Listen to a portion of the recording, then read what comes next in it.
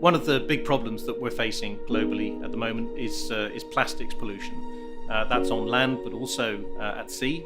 It all stems from our rather wasteful overuse of plastics and the fact that these things are often designed to have very short lifetimes of use, but then don't break down in the environment. When plastic was first created, it was this scientific breakthrough that, this robust material that can last forever, and now this scientific breakthrough is now one of the biggest environmental problems of our lifetime. I've been a marine biologist for around about 30 years now, and over that time I think understanding of the scale of impacts that humans are having on the oceans has grown and grown, and at the same time, of course, some of those impacts themselves have continued to grow.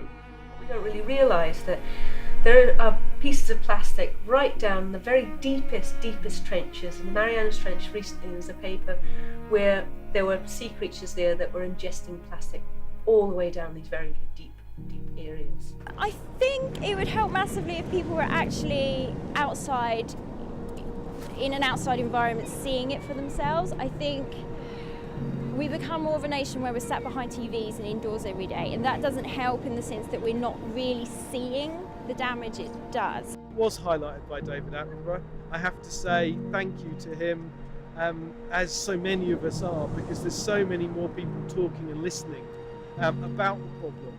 But in some ways it's sad that it takes a television programme to get people to start noting and listening to what we need to do on our beaches.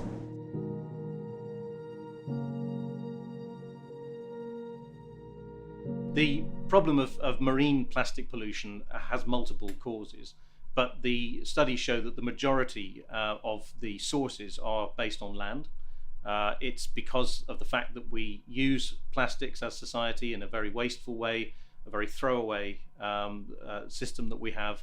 So we're seeing corporates and companies sort of coming out with these voluntary commitments, which is really great. Like, plastic is so of the moment, people really want to be seen to be making progress with this, banning straws or saying that they'll go coffee cup free, things like that, which is just brilliant. But we have a government which is far too much in the thrall of big multinational companies, their influencers, their lobbyists. And what that means is action not just by consumers, responsible consumers who want to make a difference, but also, of course, by those who can really make the difference. That would be the retailers. It would be more action by government. If you give someone an option to do something that is perhaps costly effort, then a lot of profit-driven companies will not do it if they have the choice not to. So I think companies should be forced to do things rather than just doing it out of choice. Companies could be doing much better, but it's clear the only way we're going to get that to happen is if we end up with a ban on single-use plastics. And that means we have to say to companies, you cannot do this, you cannot choke the planet. Coca-Cola produce a huge amount of the 16,000 plastic bottles produced every single second. We're talking about single-use bottles there, which is one of the number one found thing on our beaches. It's what's washing up on our shores.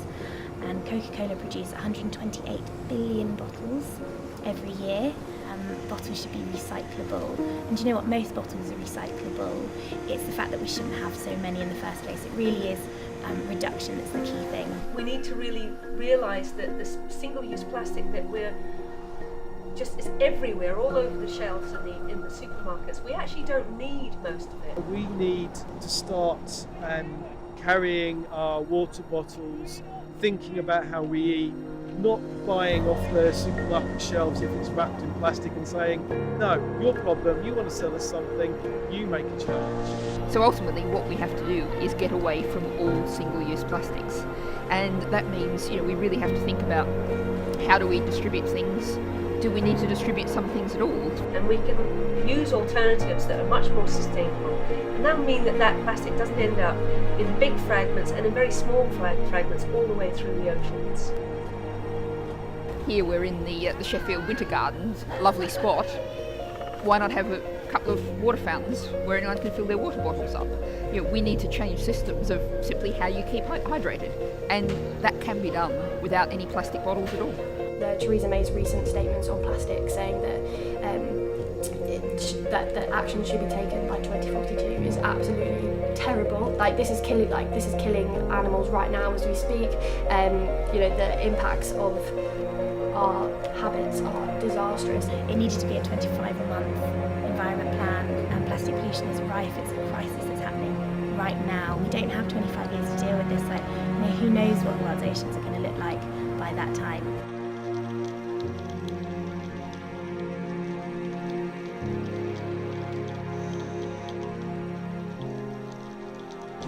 We have an estimated 350 to 400 million tonnes of plastic floating in our beautiful oceans out there now, and that's the larger stuff. I think what's perhaps just as shocking, perhaps in some ways even more shocking, is the fact that when we look closely, we see even higher concentrations of what are called microplastics. So these are the small fragments of plastic, some of them manufactured in that way, some of them just from the breakdown of larger pieces of plastic. They are estimating that there is somewhere in the region of 150 million tonnes of microplastic floating or in the sediment and the sand. What we're realising with microplastics is just how widely distributed they are. You can find them in every ocean, you can find them at every depth.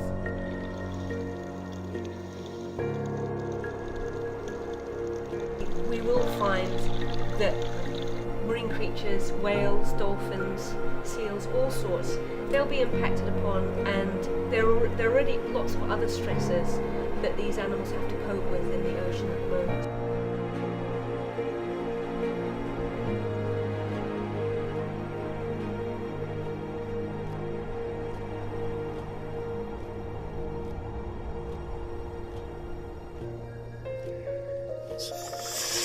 No, ese se un poco muda, pero ahora... Oh, man!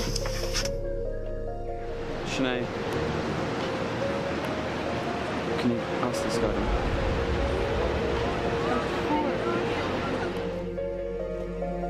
Plastic pollution is our biggest problem, and the biggest problem probably facing our Earth at the moment. Perhaps more than any other issue, the problem with plastic pollution in the ocean really illustrates just how unsustainable we've become as a species. I mean, I fear for humanity, to be honest, about the future of our planet. The only way that we're going to be able to survive is to hugely change our habits.